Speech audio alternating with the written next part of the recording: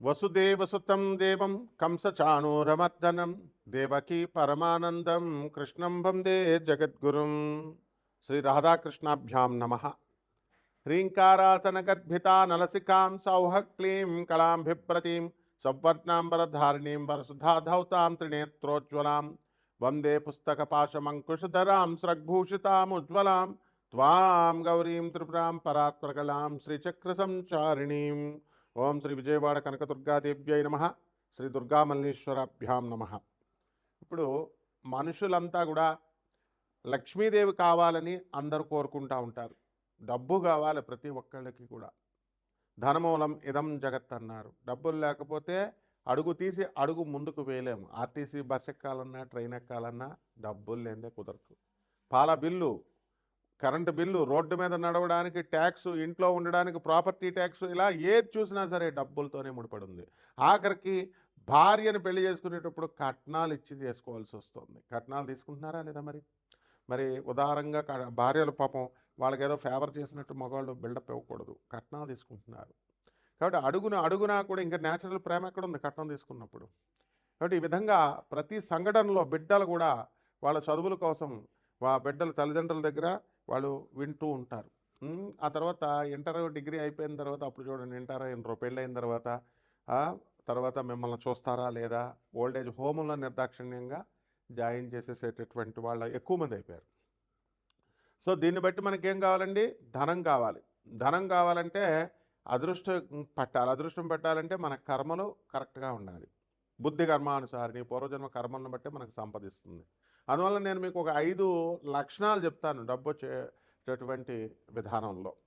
లక్ష్మీదేవి మనకి కర్మలను బట్టే ఇస్తుంది. కానీ జగద్గురువైనటువంటి శ్రీకృష్ణ పరమాత్మల వారు కుచేలుణ్ణి ఎలాగా, అతను గర్భ దరిద్రుడు, రాధాదేవి శాపానికి గురైనటువంటి వ్యక్తి, వాడు రాధాదేవికి శాపం పెట్టడం ఏంటి? మనల్ని ఉద్ధరించడం కోసం సుధాముడు శ్రీకృష్ణ పరమాత్మ పుట్టాలి కాబట్టి రాధాదేవికి శాపం పెట్టేలాగా శ్రీకృష్ణ పరమాత్మ చేయించాడు లీల. ఎందువలన భూమి మీదకి మనము పరమాత్మ రావాలి, మనుషులను ఉద్ధరించాలని. లేకపోతే మనకు బృందావనంలో కృష్ణుడు రాధమ్మ దొరికేవాళ్లే కాదు. ఎప్పుడు దేవలోకంలోనే ఉంటారు వాళ్ళు, గోలోకంలోనే. మనం గోలోకం వెళ్ళలేం, కృష్ణ పరమాత్మను చూడలేం, అలాగే రాధమ్మతో మనం చూడలేం. అసలు అది లైఫ్లో జరిగే పని కాదు. అటువంటి పరమాత్మ, కరుణామయుడైనటువంటి శ్రీకృష్ణ పరమాత్మ మానవులకు కూడా మనం ఉద్ధరించాలి అని రాముడి రూపంలో, కృష్ణుడి రూపంలో మనకు భూమి మీదకి వస్తే హాయిగా మన భూమిని మీద కాలు పెట్టారు, మనతో జీవించారని మనం గర్వపడకుండా రాముడు మనిషేనండి, కృష్ణుడు మనిషేనండి, రాముడు దేవుడా, కృష్ణుడు దేవుడా అని బుద్ధి లేని ప్రేలాపనలు చేసే వాళ్ళ ఇంటికి అసలు లక్ష్మీదేవి రాదు.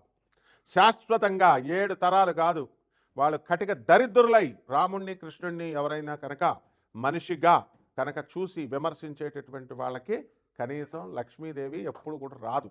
ఇప్పుడు మీ ఇంట్లో మీ అమ్మని అడగండి, మీ నాన్నని మీరు తిట్టండి చూద్దాం. ఎవరైనా బయట వాళ్ళు వచ్చి భర్తను తిడితే భార్య ఊరుకుంటుందేమో?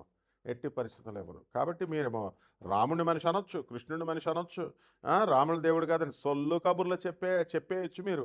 కానీ లక్ష్మీదేవి మాత్రం మీకు డబ్బులు ఇచ్చేయాలి. తర్వాత ఈ మహాలక్ష్మీదేవి క్రియాశక్తి స్వరూపిణి. పని చేయకుండా సోఫాల్లో పడుకొని, పని చేయకుండా దుప్పటి కప్పుకొని పడుకునేటటువంటి వాళ్ళకి లక్ష్మీదేవి ఎందుకు వస్తుంది? రెండవ రకం, పూజలు చేస్తూ కూర్చుంటూ లక్ష్మీదేవి వచ్చేయాలా? మూర్ఖపు ఛాందస్థాలు ఉన్నటువంటి వాళ్ళ దగ్గరికి రాదు. ఛాదస్థం అనేది నెగిటివ్ ఎనర్జీ. మిమ్మల్ని అడుగు తీసి అడుగు ముందుకు వెళ్ళనివ్వదు. మీరు ప్రపంచంలో ఏ పంతులు గారినైనా తీసుకోండి, ఏ సిద్ధాంతినైనా తీసుకోండి, ఒక్క నన్ను తప్ప. మనం పాజిటివ్ చెప్తాం, పదవండి అమ్మ చేయండి అని. ఎవ్వడైనా సరే చూడండి నెగిటివ్. ఇప్పుడు ఈరోజు చేయకూడదు, అమావాస్య అసలు చేయకూడదు. వాళ్ళ కొడుక్కి నేను గవర్నమెంట్ జాబ్ ఇప్పిస్తాను అమావాస్య రోజున, వాడు ఆపుతాడేమో చూడండి మీరు. వాడేమో మీకు అందరికీ అమావాస్య పనికిరాదు, బయటకు వెళ్ళకూడదు అంటాడు. మేము గవర్నమెంట్ ఇంటర్వ్యూ పెడతాం ఆ రోజు, ఐఏఎస్ ఇంటర్వ్యూ పెడితే పంతులు గారు తన కొడుకును పంపడా? ఒకటే చెప్పండి. పంపిస్తాడు. అంటే అప్పుడు అతనికి అన్వయించబడవు. మీకేమో మైలు సంవత్సరం ఉంటుంది, మీరు అసలు వెళ్ళకూడదంటారు. గర్భగుడుల్లో పనిచేసేటటువంటి పూజారి సంవత్సరం పాటు వాడు కనుక దేవతలకి దేవుళ్ళకి కనుక గుడికి పూజ చేయకపోతే వాడికి పొట్ట పోషణ ఎక్కడి నుంచి వస్తుందండి చెప్పండి? 1 ఇయర్. మన మైలు ఎందుకు లేదు అంటే బ్రాహ్మణులకు మైలు లేదంటారు. ఇది బ్రాహ్మణులకు ఒక రూల్, అగ్ని బ్రాహ్మణుడు ముట్టుకుంటే కాలదు, శూద్రుడు ముట్టుకుంటే కాలుతుందా? ఇలాంటి నాన్ సెన్స్ అన్నీ నెగిటివిటీ ఉన్నటువంటి పంతులతో, నెగిటివిటీ ఉన్న జ్యోతిష్కులతో తిరిగితే గర్భదరిద్రులు అయిపోతారు 7 జన్మల వరకు. వాళ్ళ వీడియోలు విన్నా కూడా గర్భదరిద్రులు అయిపోతారు. నెగిటివ్ ఎనర్జీ ఎలా వస్తుందంటే, కంపు వస్తుందనుకోండి, పెంట కంపు. పెంట మీద వాసన ఆ చుట్టుపక్కల 1 కిలోమీటర్ దూరం వరకు వస్తుంది. అదే నెగిటివ్ ఎనర్జీ. ఆ వాసన ఎలాగైతే వస్తుందో అలా నెగిటివ్ పర్సన్స్తో మనం తిరిగినప్పుడు ఆ నెగిటివ్ ఎనర్జీ స్ప్రెడ్ అవుతుంది. వాసన కూడా స్ప్రెడ్ ఎనర్జీయే. కాబట్టి ఈ రకంగా మనకు మహాలక్ష్మి తల్లి వచ్చేటప్పుడు కొన్ని చిహ్నాలు ఇస్తుందండి.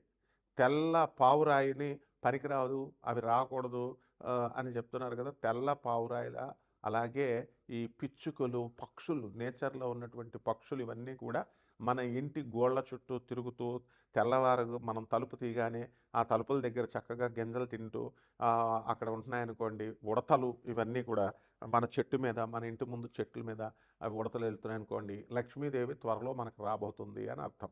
రెండవది, తేనెటీగలు. అంటే చిన్నటి తేనెటీగలు కనుక మనకి పట్టినట్లయితే మన ఇంట్లో ఖచ్చితంగా మహాలక్ష్మీదేవి రాబోతుంది అని అర్థం. తర్వాత ఇక మూడవది ఏంటంటే, మనం సూర్యోదయానికంటే కూడా ముందే నిద్ర లేవాలి. ఎవరో వచ్చి అలారాలు పెట్టుకొని ఎవరో వచ్చి లేపితే కాదు. మనంతకు మనకే మెలకువ రావాలి. బ్రహ్మ ముహూర్తంలో మెలకువ రావాలి. ముహూర్తం వచ్చిన తర్వాత యూట్యూబ్లు మనం ఇది చేస్తున్నాం, వాట్సాప్లు పట్టుకొని గుడ్ మార్నింగ్, ఓం నమ శివాయ అంటూ మనం వీడియో తెలిసిన వాళ్ళకి మనం వాట్సాప్ మెసేజ్లు పెడతా ఉంటాం. ముసలాళ్ళు అయిపోయిన తర్వాత ఏమవుతుందండి, ఇంకెవరు ఉండరు కాబట్టి ఓం నమ శివాయ, ఓం నమో నారాయణాయ అని పెడతాం. అదే వయసులో ఉన్న వాళ్ళంతా ఏం చేస్తున్నారండి, ఫస్ట్ ఫోన్ కాళ్ళు, లేకపోతే ఫస్ట్ వాట్సాప్లు ఇవన్నీ కూడా ఫ్రెండ్స్కి, బాయ్ ఫ్రెండ్స్కి, గర్ల్ ఫ్రెండ్స్కి, వీళ్ళకి పెట్టుకుంటారు. వీళ్ళకి వీళ్ళు మామూలు మనుషులయ్యా.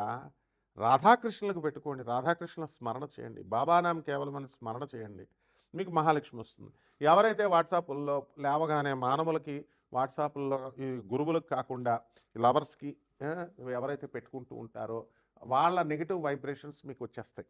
వాళ్ళు మామూలు మనుషులు కాబట్టి. గురువు మనిషి కాదు. గురువు అంటే వివేకానందుడు, ప్రభాత్ రంజన్ సర్కార్, ఆనందమూర్తి గారు, ఆనంద మార్గాశ్రమం స్థాపించిన ఆయన. అలాగే రామకృష్ణ పరమహంస, రమణ మహర్షుల వారు, వీళ్ళ ప్రవచనాలు వినాలి.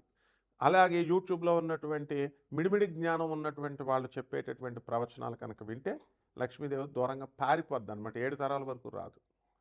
దీపం దేవుడేపు తిరగ పెట్టాలా, దేవుడేపు నీ వైపు తిరగ పెట్టకూడదా, వాస్తు ఈశాన్యంలో మూల చీపు పుల్ల కూడా పెట్టకూడదా, ఇలాంటి చెత్త అంతా వింటే లక్ష్మీదేవి ఎగిరిపోద్ది. ఇంటర్వ్యూలో మేము అడగం వాళ్ళ పిల్లల్ని, తోలు తీసేసి క్వశ్చన్స్ అడుగుతాం. చెప్పరా లా ఆఫ్ థర్మోడైనమిక్స్ చెప్పు, what is the 0th law of thermodynamics. ఏమో వాళ్ళ పిల్లలకు నేర్పిస్తాడు, మీకేమో చాదస్తాలు నేర్పిస్తారు. కాబట్టి బీ కేర్ఫుల్.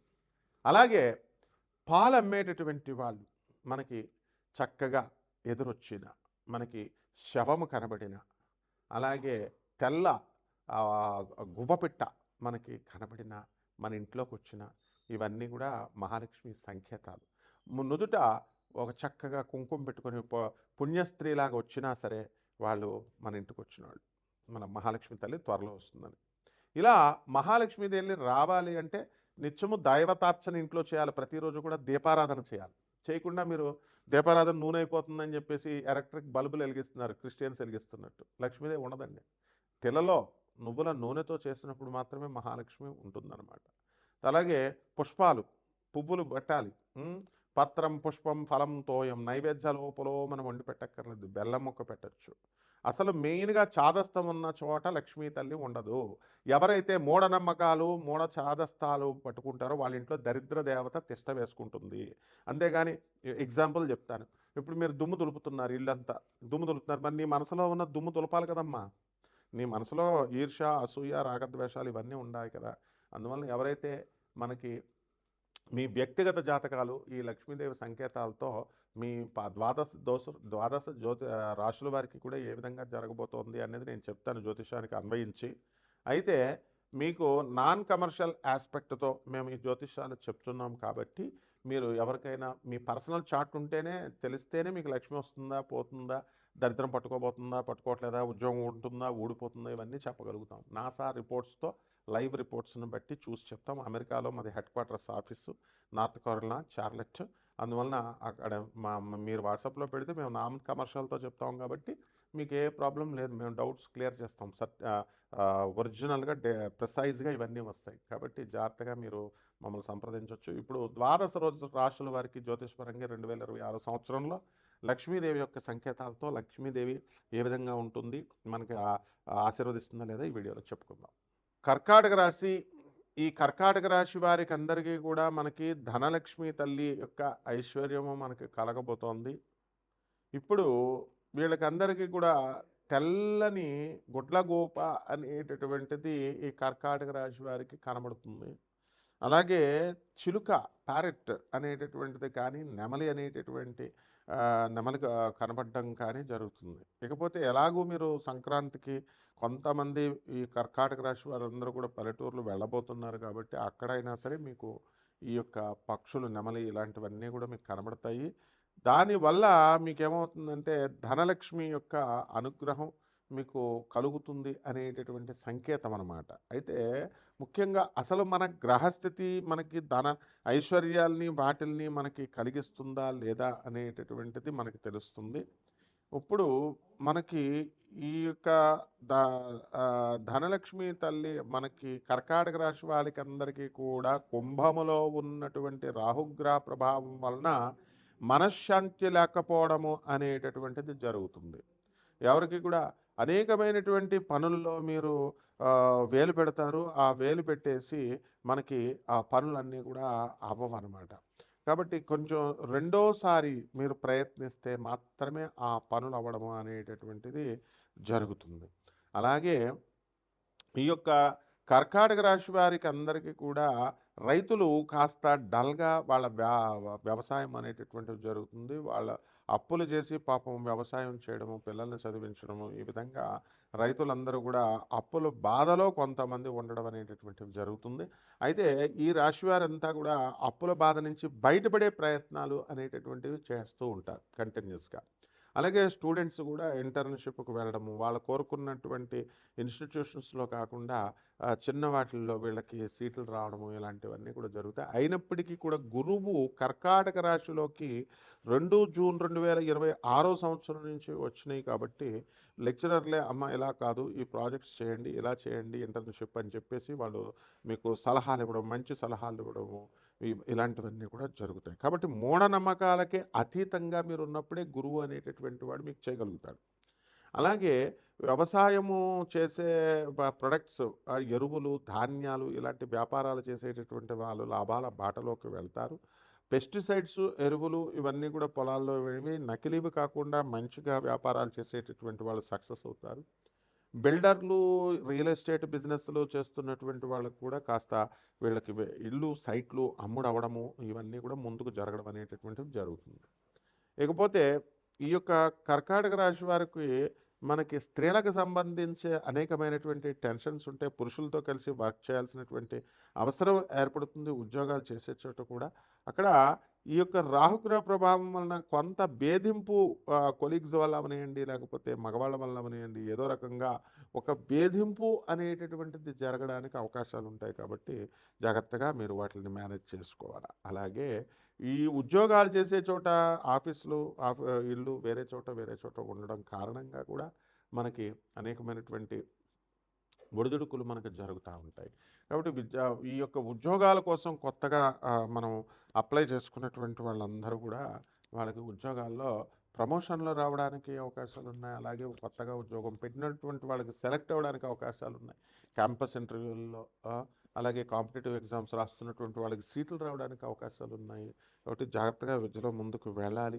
ఫారెన్లో ఎక్కువగా ఉద్యోగాలు ఊడిపోయినటువంటి వాళ్ళు లే ఆఫ్ల వల్ల వీళ్ళు కొత్త ఉద్యోగ ప్రయత్నాల్లో ఉంటారు. అయితే శుక్రుడు మూఢం కాబట్టి ఫిబ్రవరి 1వ తేదీ వరకు 2026 సంవత్సరం వరకు ఉంది కాబట్టి కొంచెం స్లో రేట్లో ఉంటుందన్నమాట మీకు ఉద్యోగాలు రావడం, రిజల్ట్స్ అనేటటువంటివి. ఇక పరిహారాల దగ్గరికి వచ్చేసరికి మనకి మహాలక్ష్మి అమ్మవారికి అలాగే దుర్గాదేవి కాంబినేషన్తో ఉన్నటువంటి సంపుటీకరణ మంత్రాన్ని మీరు జపం చేయాలా. ఈ మంత్రాన్ని మీరు జపించిన తర్వాత చక్కగా మీరు ముందుకు వెళ్ళడం అనేటటువంటిది ఉంటాయి. కలవ పువ్వులు, తామర పుష్పాలతో మీరు ఆరాధన అమ్మవారికి చేసుకోవడం, హోమాల్లో అమ్మవారి మూలమంత్రంతో, మహాలక్ష్మి అమ్మవారి మూలమంత్రంతో జపం చేసుకోవాలి. అలాగే మేడి చెట్టు చుట్టూ ప్రదక్షిణాలు చేసుకుంటూ మేడి చెట్టుకి నీళ్లు పోసుకుంటూ గురుదేవుడైనటువంటి దత్తాత్రేయ స్వాముల వారిని అనగా అమ్మవారిని మీరు జపం చేసుకోవడం ద్వారా బ్రహ్మాండంగా ఉంటుంది. శుభమస్తు.